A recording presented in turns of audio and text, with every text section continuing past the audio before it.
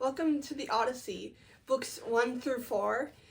First of all, in book 1, Penelope, Odysseus' wife, is in Ithaca, and she's trying to avoid the suitors that want to marry her and take over Odysseus' kingdom, which she has been doing for the last 3 years.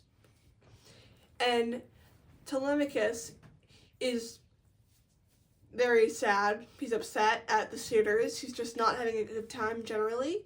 He meets Athena disguised as an old friend of Odysseus, and she prophesies to him that Odysseus will soon return. And now, meanwhile, Odysseus, he is captive on Calypso's island, and she's in love with him. She will not let him leave. So he's been stuck there for 7 years. Yep, 7 years, and he is just missing home, very homesick.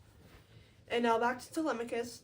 He tells the suitors to leave at an assembly that he calls the next day. He's just very fed up with them. He gives a really good speech at the start of book 2, and he calls out the suitors for eating him out of house and home. He hath eaten me out of house and home. He didn't really say that. And then he said any decent man would go to Penelope's father to ask for marriage. But Antinous, one of the lead suitors, blames Penelope for leading on the suitors, but not committing to them. He says that it's her fault that they are there for so long because she said she would choose a husband after knitting a shroud for Odysseus' father, but she unwraps it every night. And then Telemachus calls upon the gods to punish the suitors, and an omen appears, which the soothsayer interprets, but the suitors say it's nonsense and they leave. So Telemachus is left alone to prepare a trip to Pylos and to Sparta to find out about his father. And Athena visits him as mentor, who is another friend of Odysseus. At Pylos, in book 3, at Pylos, Telemachus is with Mentor, who is really Athena. And Mentor encourages Telemachus to approach King Nestor to ask about his father. Telemachus' father, that is.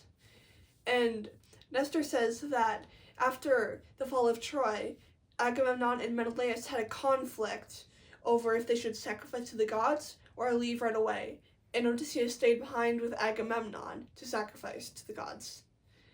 Nestor says that he doesn't know about Odysseus, but he tells Telemachus about Agamemnon's fate. After the war, when Agamemnon sailed back to Mycenae, he was ambushed by Aegisthus, who stayed behind and seduced Agamemnon's wife, Clytemnestra, and then he is killed by Aegisthus. Orestes, who is Agamemnon's son, later comes back and takes revenge on his mother and her boyfriends, and he kills them.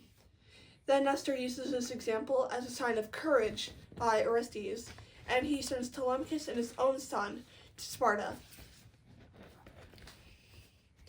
If you like this video, and if you are a big Odyssey fan like I am, please comment below, like, and subscribe. Thank you. And now for book 4, the last book in this video, Menelaus and Helen in Sparta tell stories of Odysseus to Telemachus, and they mention the story of the Trojan horse, which is how we know about it. Then Menelaus tells about his own journey back to Greece and his adventures in Egypt, where he found out that Odysseus was held captive by Calypso. Then, after that, Telemachus and Nestor's son return to Pylos, and then Telemachus sets sail for Ithaca. The book ends with the suitors hearing that Telemachus is approaching, and they plan to kill him. Penelope hears about their plans, and she is quite obviously distraught and upset, but Athena sends a phantom in a dream, in the form of her sister, to tell Penelope that Athena will help Telemachus. Thank you, and the next books are going to be books 5 through 8. I hope you enjoy them.